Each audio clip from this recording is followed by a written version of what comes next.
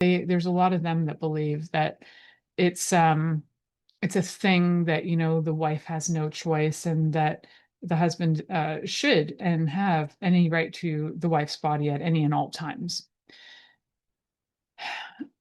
Just thinking about that pisses me off so freaking much. So I'm sure any of you listening who also are aware of situations like that going on in the world where, or you might even know people where you've watched their relationship and you've seen them and maybe they've talked to you where they're saying, I don't want to have sex, but, and then he just does this thing and he rolls over. There hasn't really been consent on your part. You just went, oh, well, if I have to.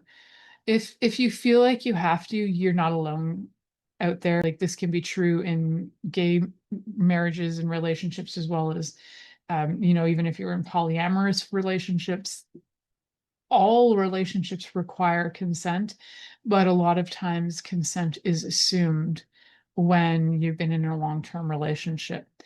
And it's really important to note that always consent can be revoked and consent is required.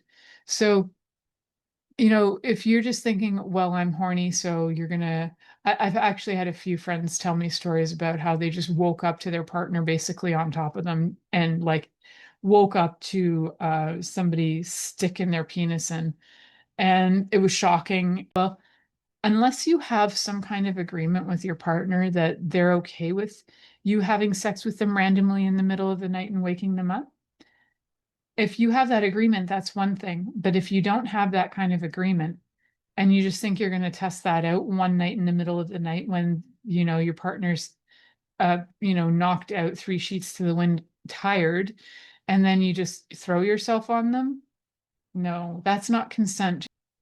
So if somebody's like, kind of here, kind of not here, if they're scattered, if they can't really be with you fully present, and they can't consent to what's going on. And presence can also be something that if you're high or drunk, then you're not very present. So you can't fully consent. You can't consent when you're drunk and you can't consent when you're high because you're in an altered state of awareness and oftentimes not able to actually consent.